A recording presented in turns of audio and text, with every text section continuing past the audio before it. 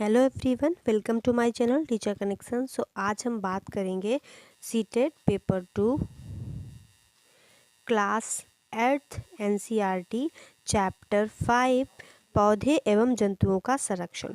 तो आज की क्लास में हम चैप्टर 5 को डिस्कस करेंगे, पौधे एवं जंतुओं का संरक्षण। इसके साथ ही अब तक हमने क्लास 6 एनसीईआरटी को कंप्लीट किया है, चैप्टर वाइज कंप्लीट किया है। तो अगर आपने क्लास 6 एनसीईआरटी की प्लेलिस्ट नहीं देखी है, जो कि आपके सीटेट एग्ज़ाम के लिए काफ़ी हेल्पफुल है, तो आपको लिंक डिस्क्रिप्शन बॉक्स में मिल जाएगा, वहाँ से आप देख सकते हैं। इसके साथ ही class 7 NCERT complete book line by line हमने डिस्कस की है। अगर आपने पूरी बुक को पढ़ लिया है तो आप क्लास 7th और क्लास 6 एनसीईआरटी की जो समरी क्लासेस हैं, पूरी समरी को हमने एक साथ डिस्कस किया है, पूरी बुक की समरी को, तो वो भी आप पढ़ सकते हैं। आपके रिवीजन में काफ़ी हेल्पफुल रहेगी। अब हमने स्टार्ट की है क्लास 8th एनसीईआरटी, जिसमें कि अब तक हमने 4 चैप्टर अच्छे से कंप्लीट कर लिए हैं विद समरी। तो ये भी अभी तक अगर आपने ये नहीं देखा है तो इसकी भी आपको जो लिंक है प्लेलिस्ट की, वो डिस्क्रिप्शन बॉक्स में मिल जाएगी, तो ये भी देख सकते हैं। तो 8 फरवरी को सीटेट का एग्ज़ाम है। ये क्लासेस सीटेट पेपर 2 साइंस के लिए चलती हैं। 8 फरवरी से पहले हम ये सारी क्लासेस कंप्लीट कर देंगे। जो क्लास 8 एनसीईआरटी है, ये भी कंप्लीट कर देंगे, और इसके साथ साथ कुछ पीवाईक्यू भी डिस्कस करेंगे। तो अब इन सभी क्लासेस को जल्दी से देख लीजिए, जिससे कि आपकी तैयारी और अच्छी हो सके। आई होप आप सबकी तैयारी अच्छी चल भी रही होगी। तो पौधे एवं जंतुओं का संरक्षण चैप्टर के नेम से ही पता चलता है कि पौधों का और जंतुओं का हमें कैसे संरक्षण करना है, कैसे उनको बचा करके रखना है। जो हमारा पर्यावरण है, उसमें सभी जीव जंतु बहुत इम्पॉर्टेंट हैं, तो उन सबको हमें कैसे संरक्षण देना है और कैसे उनको सुरक्षित रखना है। तो यहाँ पर हम बात करते हैं प्रोफेसर अहमद और टीबू के साथ वन भ्रमण करने के लिए निकलते हैं। वह अपने सहपाठियों के साथ अपने अनुभव बांटने के लिए उत्सुक थे। कक्षा के दूसरे सहपाठी भी अपने अपने अनुभव बांट रहे थे, क्योंकि उनमें से कुछ भरतपुर अभ्यारण्य भ्रमण करने के लिए गए थे, कुछ ने काजीरंगा राष्ट्रीय उद्यान, कुछ लोग चाउ वन्य जंतु अभ्यारण्य तथा ग्रेट निकोबार बायोस्फीयर रिजर्व, बृहद निकोबार जैव मंडल संरक्षित क्षेत्र, बाघ संरक्षित क्षेत्र आदि ये सब सुने थे और उन्होंने घूमे थे। तो वो सब अपने क्लास में बताने के लिए बहुत ज़्यादा उत्सुक थे। तो चलिए हम जानते हैं। हमारा टॉपिक नंबर फर्स्ट है वनोन्मूलन एवं इसके कारण, मतलब डिफॉरेस्टेशन के बारे में बात करेंगे। जब जंगलों को काटा जाता है तो उसको बोलते हैं वनोन्मूलन। उसके क्या कारण है, जंगलों को काटने के क्या कारण है, इसके बारे में जानते हैं। हमारी पृथ्वी पर बहुत से प्रकार के पौधे एवं जंतु पाए जाते हैं। ये मानव जाति के अस्तित्व एवं भली प्रकार के रहने के लिए आवश्यक होते हैं। तो हमारी पृथ्वी बहुत सारे विभिन्न प्रकार के पौधों और जीव जंतुओं से मिलकर बनी हुई है, और यहाँ पर मानव जाति के अस्तित्व के लिए ये सब बहुत आवश्यक हैं। आज इन जीवों के अस्तित्व के लिए वनोन्मूलन एक बहुत बड़ा खतरा बन गया है। तो सारे जीव जंतु कहाँ रहते हैं? पेड़ पौधों के बीच में रहते हैं। जो हमारा जो उत्पादक है, जिसको हम उत्पादक मानते हैं, वो भी क्या है? हमारे पौधे हैं। और जब हम जंगलों को, पौधों को नष्ट कर देंगे, तो बाकी जीव जंतु जिनका ये भोजन है, वो कैसे रहेंगे? वनोन्मूलन का अर्थ है वनों को समाप्त करना। वनों को समाप्त करने पर पृथ्वी भूमि का अन्य कार्यों में उपयोग करना। वन में वृक्षों की कटाई निम्न उद्देश्यों से की जाती है। तो क्यों वन का उन्मूलन होता है, क्यों वृक्षों की कटाई की जाती है? तो मानव जो है वो अपने किन किन उद्देश्यों की पूर्ति के लिए ये करता है? पहला है कृषि के लिए, भूमि को प्राप्त करने के लिए। दूसरा घर के लिए और कारखानों के निर्माण के लिए। फर्नीचर बनाने अथवा लकड़ी का ईंधन के रूप में उपयोग करने के लिए। तो ये कुछ कारण हैं जिनकी वजह से जो मनुष्य है वो वनों को काटते हैं, वृक्षों को काटते हैं। इसके साथ साथ जो हमने अभी कारण पढ़े, वो सब क्या थे? मानव निर्मित थे। तो ये जो कारण थे वनोन्मूलन के, ये मानवीय कार्य थे। कृषि के लिए भूमि प्राप्त करना मतलब मानव को ज़रूरत है। कारखाना और घर और फर्नीचर, ईंधन, ये सब मानवीय आवश्यकताएं हैं जिनके लिए वनों का उन्मूलन होता है। लेकिन वनों का उन्मूलन दो प्रकार से होता है। एक और प्रकार से वो है प्राकृतिक। दावानल एवं भीषण सूखा से भी वनोन्मूलन के कुछ प्राकृतिक कारक हैं। दावानल बोलते हैं जंगलों की भीषण आग को, जो जंगलों में भीषण आग लग जाती है उसको बोलते हैं दावानल। और सूखा कब पड़ता है?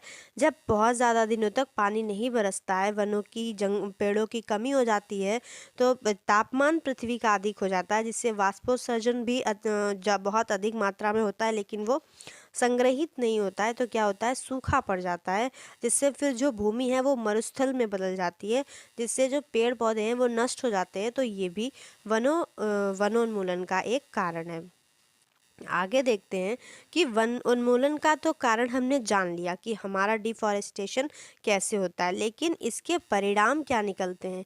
इसके परिणाम मनुष्य के लिए क्या निकलते हैं, हमारी पृथ्वी के लिए क्या निकलते हैं? तो हमारा दूसरा टॉपिक है वनोन्मूलन के परिणाम। पहेली एवं बूझों ने वनोन्मूलन के परिणाम याद करने का प्रयास किया। उन्हें याद आया कि वनोन्मूलन से पृथ्वी पर ताप एवं प्रदूषण के स्तर में वृद्धि होती है। तो पहला जो परिणाम है वो है ताप, पृथ्वी का जो टेम्परेचर है, जिसे हम लोग ग्लोबल वार्मिंग भी बोलते हैं। प्रदूषण का स्तर जो है हमारा, चाहे जल प्रदूषण हो, पृथ्वी पर जो पूरा पर्यावरण प्रदूषित हो जाता है, उसके स्तर में क्या हो जाती है? वृद्धि हो जाती है। इससे वायुमंडल में कार्बन डाइऑक्साइड का स्तर बढ़ जाता है। जब पेड़ पौधे क्या करते हैं, जब पेड़ पौधे कार्बन डाइऑक्साइड को लेते हैं अपने अंदर और ऑक्सीजन को छोड़ते हैं, तो जब पेड़ पौधे ही नहीं रहते हैं तो क्या होता है? कार्बन डाइऑक्साइड का स्तर हमारे वायुमंडल में बढ़ जाता है, जो कि हम सबके लिए हानिकारक है। भौम जल स्तर का भी निम्नीकरण हो जाता है। मतलब जो हमारी पृथ्वी का जो जल स्तर है, भौम का मतलब है भूमि से, तो जो हमारी पृथ्वी का जल स्तर है वो भी काफ़ी नीचे चला जाता है, निम्नीकरण हो जाता है, जिससे कि हम लोगों को के जो नल वगैरह, मोटर वगैरह होते हैं, उनमें कहते हैं ना कि पानी लेवल से नीचे चला गया, वाटर लेवल काफ़ी नीचे चला गया, जिससे क्या होता है? हमें पानी की भी प्रॉब्लम होती है। वनोन्मूलन से प्राकृतिक संतुलन भी प्रभावित होता है।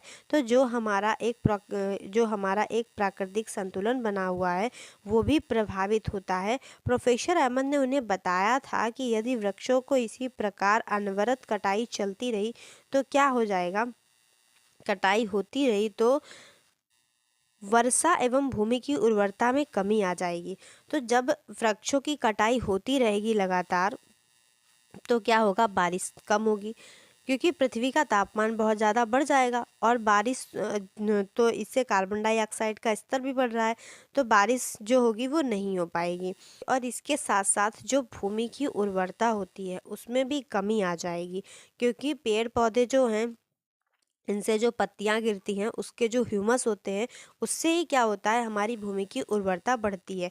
और जब यही नहीं होंगे तो मरुस्थलीकरण ज़्यादा बढ़ जाएगा, फसलों का उत्पादन कम हो जाएगा, जिससे कि भूमि की उर्वरता में कमी आ जाएगी। इसके अतिरिक्त बाढ़, क्योंकि ग्लेशियर बहुत ज़्यादा पिघलेंगे जब पृथ्वी का तापमान होगा, तो बाढ़ और सूखे जैसी प्राकृतिक आपदाओं की भी संभावनाएं बढ़ जाएंगी। यहाँ पर आगे बताया गया है, प्रकाश संश्लेषण की क्रिया में पौधे को भोजन बनाने के लिए कार्बन डाइऑक्साइड की आवश्यकता होती है। कम वृक्षों का अर्थ है कार्बन डाइऑक्साइड के उपयोग में कमी आना, जिससे कि वायुमंडल में इसकी मात्रा बढ़ जाएगी, क्योंकि कार्बन डाइऑक्साइड पृथ्वी द्वारा उत्सर्जित ऊष्मीय विकिरणों का प्रग्रहण कर लेती है। अतः इसकी मात्रा में वृद्धि के परिणाम स्वरूप विश्व उष्णन, ग्लोबल वार्मिंग, पृथ्वी के ताप में वृद्धि के जल चक्र का संतुलन बिगड़ता है और वर्षा दर में कमी आती है, जिसके कारण सूखा पड़ता है। तो प्रकाश संश्लेषण की क्रिया में क्या होता है? कार्बन डाइऑक्साइड की आवश्यकता होती है पौधों को भोजन बनाने के लिए। और जब वृक्ष कम होंगे, तो जब पौधे अपना भोजन नहीं बनाएंगे, तो कार्बन डाइऑक्साइड की जो मात्रा होगी वो हमारे वायुमंडल में बढ़ जाएगी, जिससे जो कार्बन डाइऑक्साइड जो होती है पृथ्वी द्वारा उत्सर्जित जो ऊष्मीय विकिरण होते हैं उनका प्रग्रहण हो जाता है, वो भी नहीं हो पाएगा। इसकी मात्रा जब बढ़ेगी कार्बन डाइऑक्साइड की, तो ग्लोबल वार्मिंग बढ़ेगी, क्योंकि ये हमारे लिए हानिकारक गैस है। तो पृथ्वी के ताप में वृद्धि होगी, तो जो हमारा पूरा जल चक्र है जिससे वर्षा होती है, वो उसका जो संतुलन है वो बिगड़ जाएगा, जिससे वर्षा दर में भी कमी आ जाएगी, जिसके कारण हमें सूखा का सामना करना पड़ेगा, मतलब सूखा पड़ जाएगा। तो अब बात करते हैं मृदा के बारे में। मिट्टी के गुणों में कैसे परिवर्तन आएगा। मृदा के गुणों में परिवर्तन आने का मुख्य कारण वनोन्मूलन है। किसी क्षेत्र की मृदा के भौतिक गुणों पर वृक्षारोपण और वनस्पति का प्रभाव पड़ता है। भूमि पर वृक्षों की कमी होने से मृदा अपरदन अधिक होता है। मृदा की ऊपरी परत हटाने से नीचे की कठोर चट्टानें दिखाई देने लगती हैं। इससे मृदा में ह्यूमस की भी कमी हो जाती है तथा इसकी उर्वरता भी अपेक्षाकृत कम होती है। धीरे धीरे उर्वर जो भूमि होती है वो मरुस्थल में परिवर्तित हो जाती है। इसे ही मरुस्थलीकरण कहते हैं। तो जैसे जिस भी मिट्टी पर बहुत अच्छे वृक्ष हैं, अच्छी वनस्पतियां हैं वहाँ पर, तो वहाँ की जो मृदा होती है उसमें भी काफ़ी पोषक तत्व पाए जाते हैं, क्योंकि वहाँ पर जो पत्तियां गिरती हैं वनस्पतियों की, हरे पौधों की, तो उससे जो वहाँ पर है ना ह्यूमस अच्छे से होता है और वो मिट्टी क्या होती है, बहुत ज़्यादा उसमें जो उर्वरता होती है वो अच्छी होती है। तो जब वृक्ष नहीं होंगे तो मृदा का अपरदन होगा। अब वृक्ष क्या करते हैं, पौधे मिट्टी की जड़ें, जो पौधों की जड़ें होती हैं वो मिट्टी को क्या करती है, बांधे रखती हैं। और जब पौधे ही नहीं होंगे तो मिट्टी ऊपर से हवा से पानी से बह जाएगी। तो जिससे क्या होगा, नीचे जो पत्थर हैं, कठोर चट्टाने हैं, वो दिखने लगेंगे और मृदा में जो ह्यूमस है उसकी भी कमी हो जाएगी और धीरे धीरे उर्वरता भी कम हो जाएगी। और इसी उर्वर भूमि को ये धीरे धीरे मरुस्थल में परिवर्तित हो जाती है। तो इसे ही हम मरुस्थलीकरण कहते हैं। इस पूरी प्रक्रिया को हम क्या कहते हैं, मरुस्थलीकरण कहते हैं। चलिए आगे देखते हैं। वनोन्मूलन से मृदा की जल धारण क्षमता, जो मिट्टी की जल धारण क्षमता है, वो भी कम हो जाती है। भूमि की ऊपरी सतह से जल नीचे की ओर अंतःस्रावण पर भी विपरीत प्रभाव डालता है। मतलब जब वृक्ष मिट्टी को बांधे रहते हैं तो मिट्टी क्या करती है, जल को ज़्यादा देर तक धारण कर सकती है। लेकिन जब वृक्ष नहीं होंगे तो मिट्टी में उर्वरता नहीं होगी, तो मिट्टी हल्की हो जाएगी और फिर क्या करेगी, जल को भी नहीं धारण कर पाएगी, जिसके परिणाम स्वरूप क्या होगा, बाढ़ आएगी। मृदा के अन्य गुण जैसे पोषक तत्व, गठन इत्यादि भी वनोन्मूलन के कारण प्रभावित होते हैं। तो जो गठन है मिट्टी का, ये सब भी क्या होते हैं, वनोन्मूलन के कारण प्रभावित होते हैं।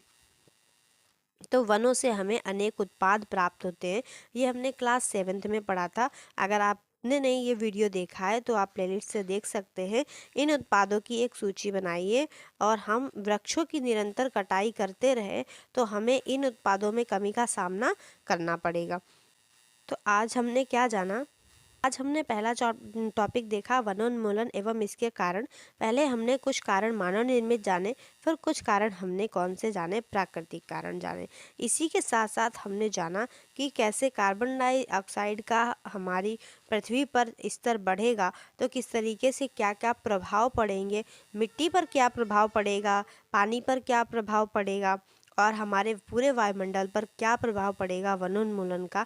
ये सारी चीज़ें हमने आज के टॉपिक में डिस्कस की। आई होप आपको वीडियो अच्छी लगी होगी। तो आप वीडियो को लाइक कर दीजिए, अपने फ्रेंड्स के साथ शेयर कर दीजिए, चैनल को सब्सक्राइब कर लीजिए आगे आने वाली ऐसी सभी वीडियोज़ के लिए। Thanks for watching.